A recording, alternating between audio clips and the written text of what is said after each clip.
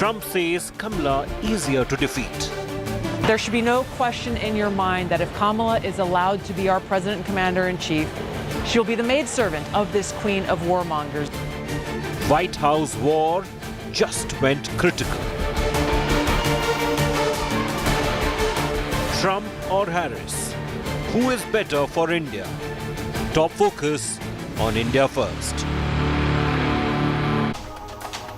So the writing was on the wall. Finally, President Joe Biden read it and decided to pull out of the 2024 presidential race and endorsed Vice President Kamala Harris. But even now, while the Clintons have endorsed her, the Obamas are yet to do so. So is it then a done deal for Kamala Harris at the Democratic Convention in Chicago? Or could there still be a dark horse in this race to the White House? And in India's context, who's better for India? The Republicans or the Democrats? Donald Trump or Kamala Harris? We discuss, we analyze. I'm Gaurav Sawant as always. Let's get started with the headlines at 10. Countdown to Budget 2024. Union Finance Minister Nirmala Sitharaman tables the economic survey, shows India's real GDP grew by 8.2%. Opposition accuses the government of cherry-picking data.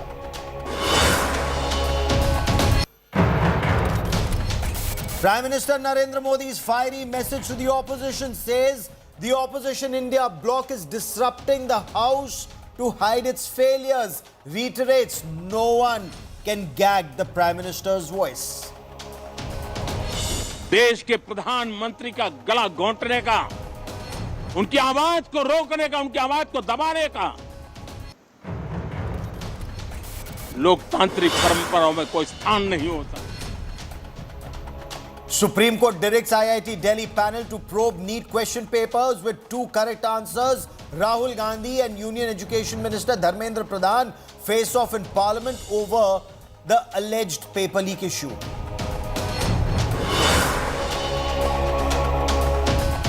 Supreme Court bars Uttar Pradesh's Kawad Yatra diktat, says shopkeepers don't need to display their names, only details of food that's served. Opposition hails the verdict.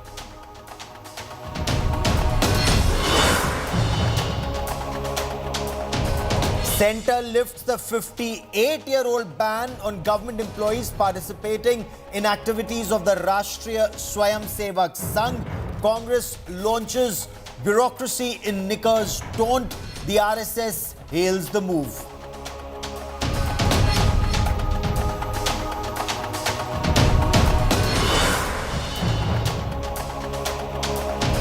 It was in September 2019 that Prime Minister Narendra Modi travelled to Houston, Texas for Howdy Modi, and there was a grand show at the huge NRG Stadium in Houston with about 50,000 Indian Americans in audience.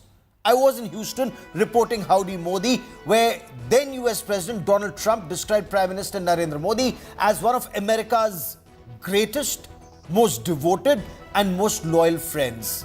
Prime Minister Modi too called Trump a true friend of India at the White House. Listen in.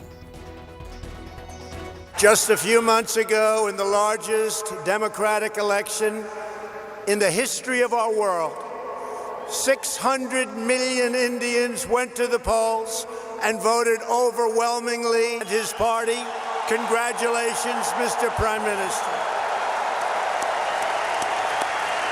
If we were elected, India would have a true and great friend in the White House. And I can tell you, you have never had a better friend as president than President Donald Trump. That I can tell you.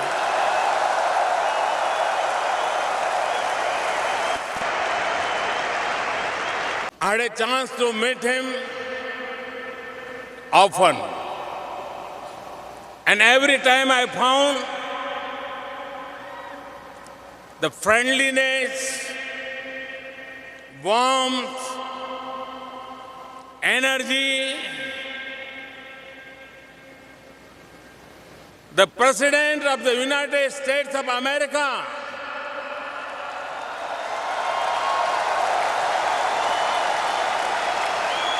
Mr. Donald Trump,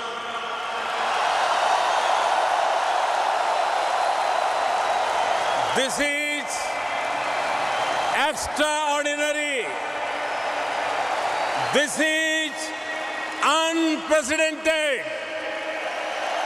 Friends, as I told you, we have met a few times, and every time he has been the same warm, friendly, accessible, energetic, and full of wit.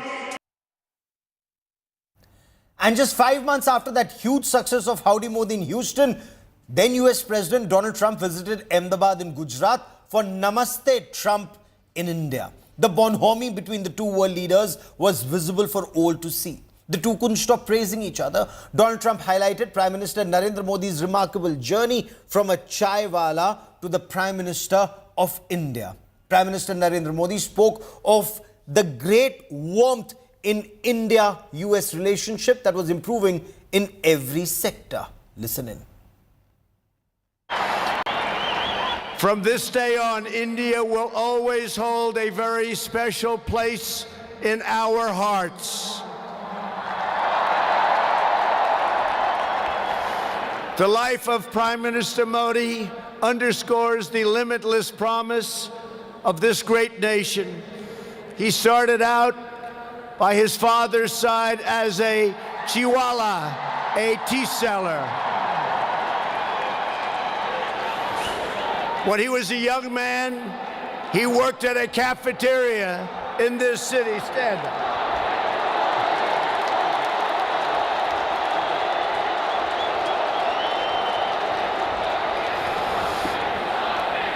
Everybody loves him, but I will tell you this, he's very tough.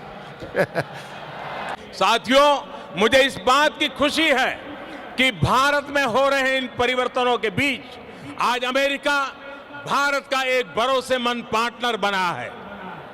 आज जो देश भारत का largest trading partner है, तो वो देश है America. आज भारत की सेनाएं जिस देश के साथ सबसे ज्यादा युद्ध अभ्यास कर रही है, तो वो देश है अमेरिका।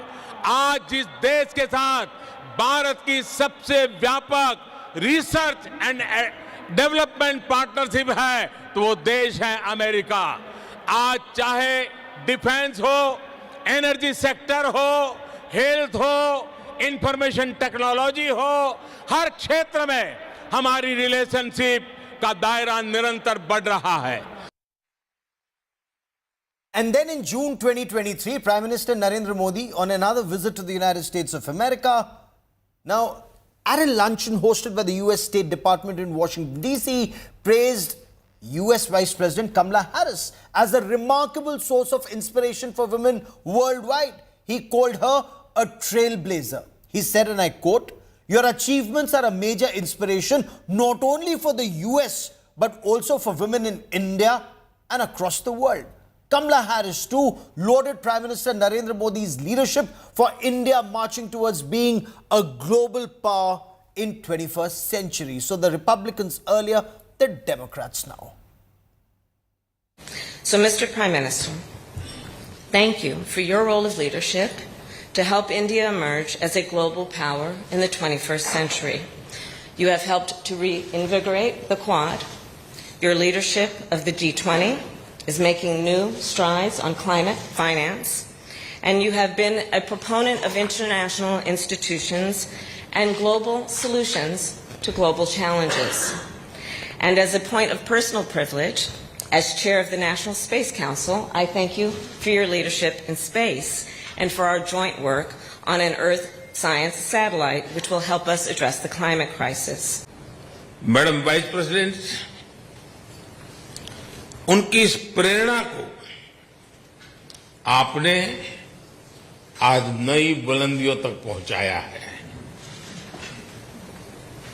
आपकी उपलब्धियां केवल अमेरिका की ही नहीं, भारत और पूरे विश्व की महिलाओं के लिए बहुत बड़ी प्रेरणा है, बहुत प्रेरित करती है। So India-US ties have been improving and almost constantly under both the Democrats and the Republicans. There is bipartisan support that India enjoys, but will it make a difference? The question is the intensity of that relationship and the personal equation. Who's better for India in the White House? Democrats or Republicans? Kamala Harris or Donald Trump? Joining me from the United States is Lenka White. She's a senior journalist who's tracking these developments. Ambassador Veena Sikri is a former top diplomat, and Professor Brahma Chilani is a well-respected strategic affairs analyst and a former advisor to India's National Security Council. Lenka White, let me begin by asking you, after Joe Biden dropped out of the race and endorsed Kamala Harris, is it smooth sailing for her all the way in this presidential race, or is she facing headwinds within the Democratic setup too? Are the Obamas endorsing her or just not as yet? It's a great question. As you noticed, until now, nothing was smooth sailing. Yesterday in the morning, the campaign chair of Biden said that Biden is continuing his campaign, and few hours later, Biden withdrew all of a sudden. It's really been rocky for the Democrats. But to your question, they don't have time. Last time this happened was in 1968, and the candidate withdrew in March. Now it's July. They are really short of time, and Kamala Harris is in a way the only best fast options they have. So most of the Democrats have already supported Kamala Harris. They are still waiting on Democratic leaders such as Obama, Nancy Pelosi, Jeffries, Schumer, who are sort of a little bit more distance from that. Okay. Maybe if somebody better would come in, but to your question, I think they will have to go with it rather smoothly just because of the time pressure. Okay, so perhaps at Chicago, there'll be clarity on this. Ambassador Sikri, does it appear to be Donald Trump versus Kamala Harris, at least as of now, or could there still be a dark horse in the race to the White House? Well, as I just mentioned, I think quite clearly that there is no time at all. And more than that, Kamala Harris is already joining the election campaign. She's already going to be canvassing as of tomorrow because President Joe Biden will no longer be joining the various Democratic campaign events that have been scheduled. So once she's going to already join the campaign schedule, it's going to be very difficult in the month of August, a month from now. The Democratic convention is just more than a month from now. Then at that time to then change and have another candidate is far, far too late. It is true that Bill and Hillary Clinton have endorsed her, but President Barack Obama and his wife Michelle have not endorsed her. Nancy Pelosi has not endorsed her yet, but maybe this is a question just of days, because once she's on the campaign trail, it's going to be very difficult to get her, get somebody else to be endorsed. So more or less, we can take it that Vice President Kamala Harris is going to be the Democratic candidate for the elections. Especially when in the Democratic camp, Professor Chilani, the conversation is get your wagons together, because the main aim is to ensure that Donald Trump doesn't reach the White House once again. How do you see these developments? Will it be Kamala Harris taking on Donald Trump in the race to the White House, sir? Well, Gaurav, the reason why Biden was forced out of the presidential race is because in the perception of the Democratic Party establishment, it became too weak to defeat Donald Trump. The overriding goal of the establishment, the deep state in the US, is to prevent Trump from returning to the White House. But to your question as to why Kamala Harris is the likely opponent of Trump, it's all about money. Yes. Biden is sitting on more than $200 million in cash. Lawfully, only Kamala Harris can utilize those funds because it was a Biden-Harris ticket that drew that money, those donations. So lawfully, only she can use those funds. And that's the reason why she's in a strong position to be the nominee. The Democratic Party is coalescing behind Kamala Harris. It'll be very difficult for anyone else to challenge her. And certainly because of the fact that she's sitting on so much cash, she has incredible momentum, even though she just started her campaign. Okay, absolutely interesting you say that. The $240 million war chest tips the scale in her favor. Lenka White, there are analysts who argue that she will continue Joe Biden's policies. Some seem to believe that she'll just follow through with all his policies. Is that also the reading in the United States of America, whether it's with Israel or Ukraine or, in India's context vis-a-vis India?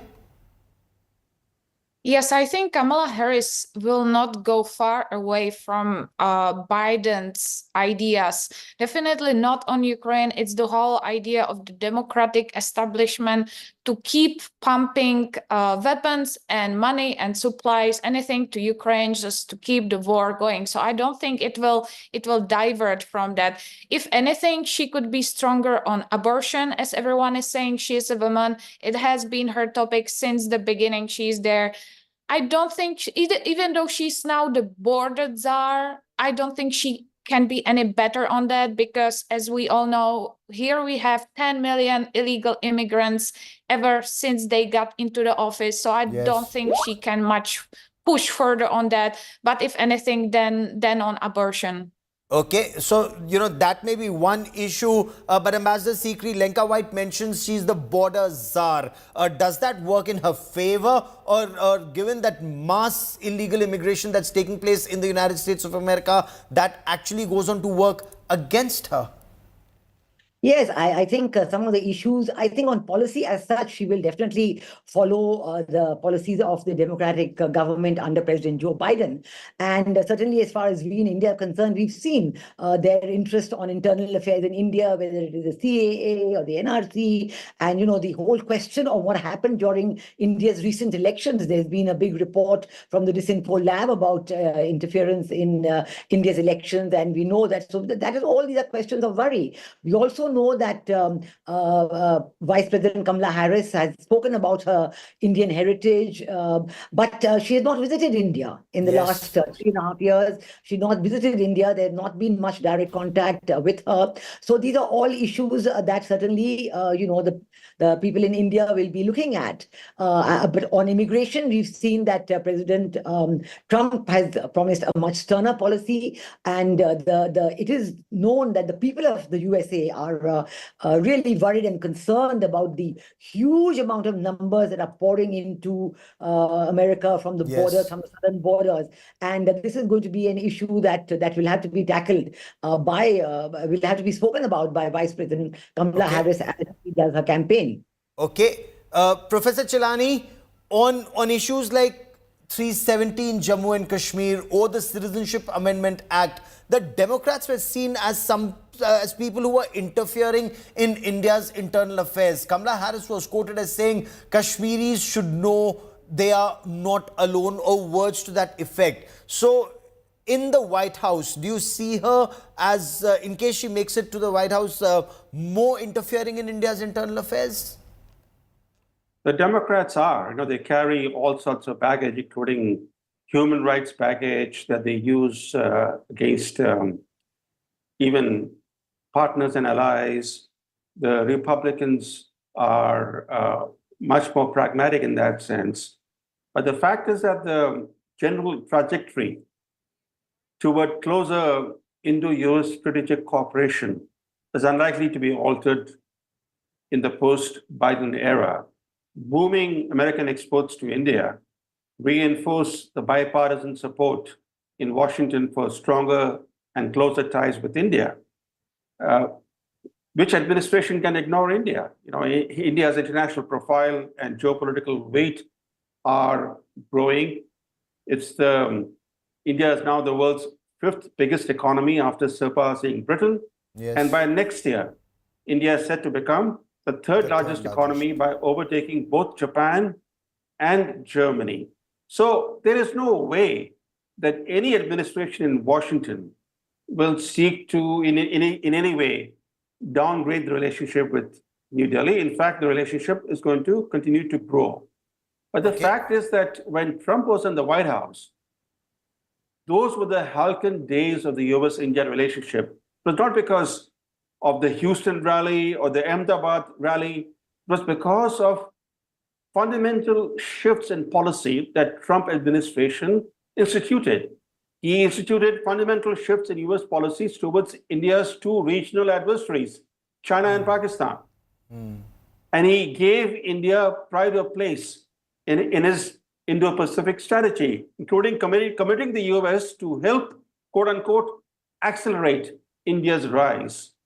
That is why US-India relations thrived during the Trump presidency. Okay. Biden came to office criticizing India on various issues during his campaign.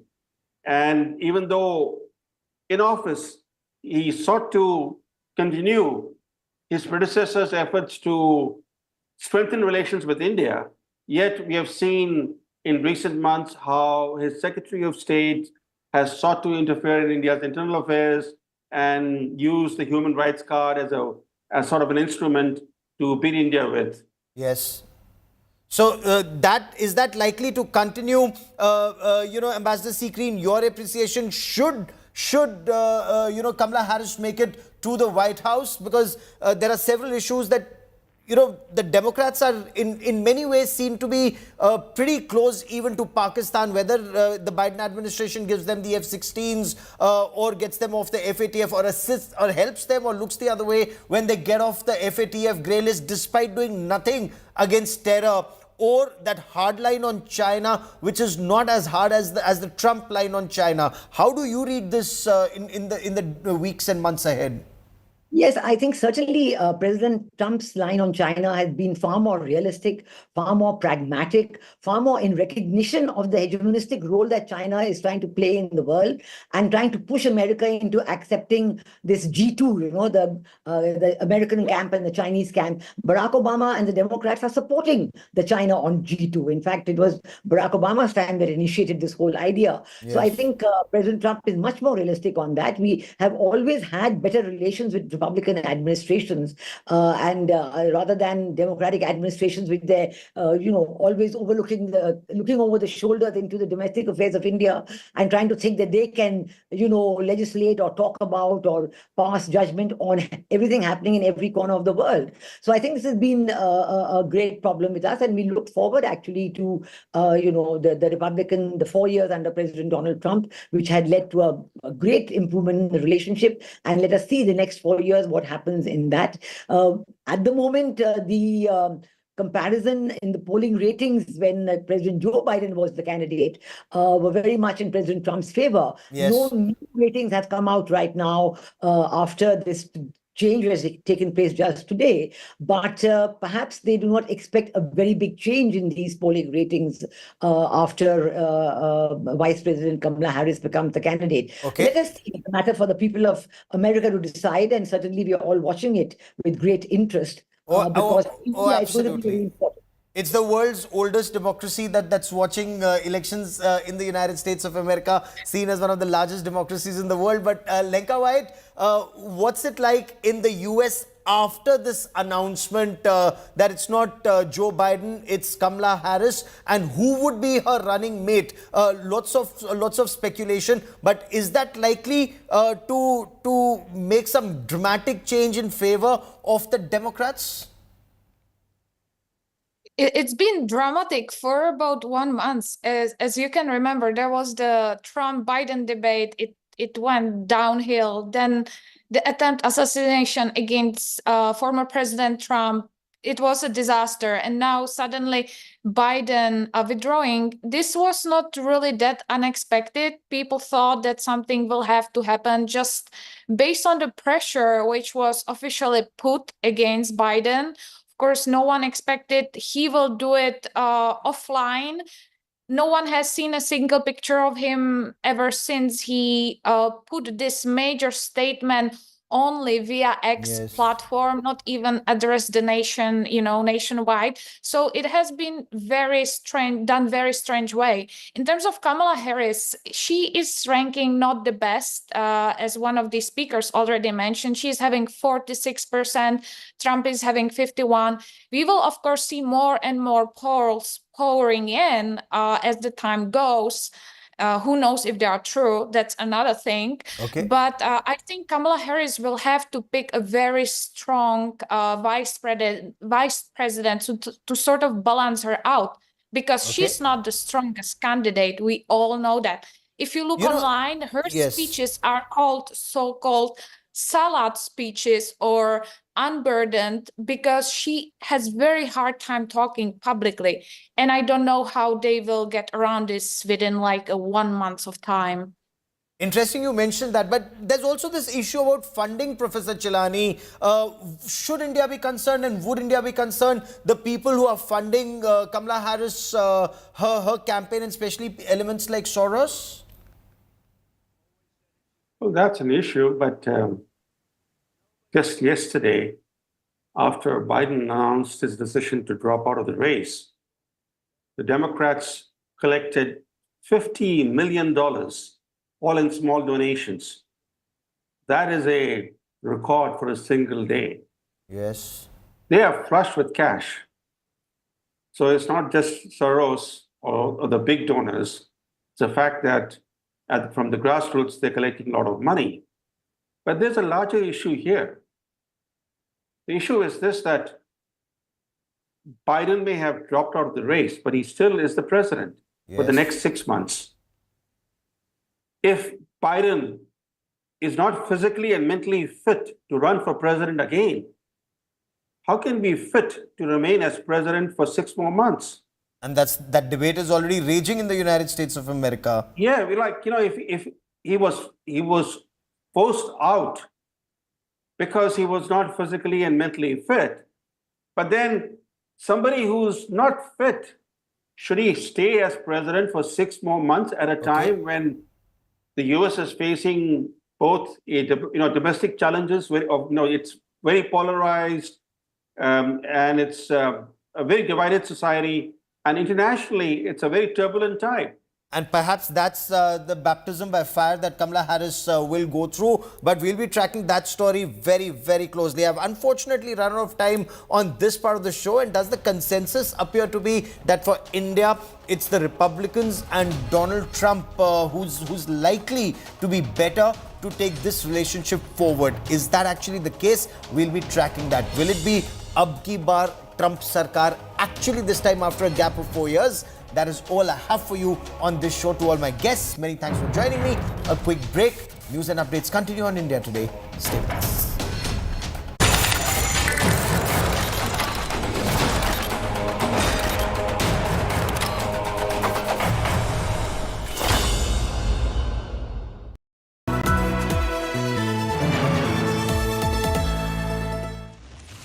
Join us as we explain the impact of the first budget of Prime Minister Narendra Modi's third term.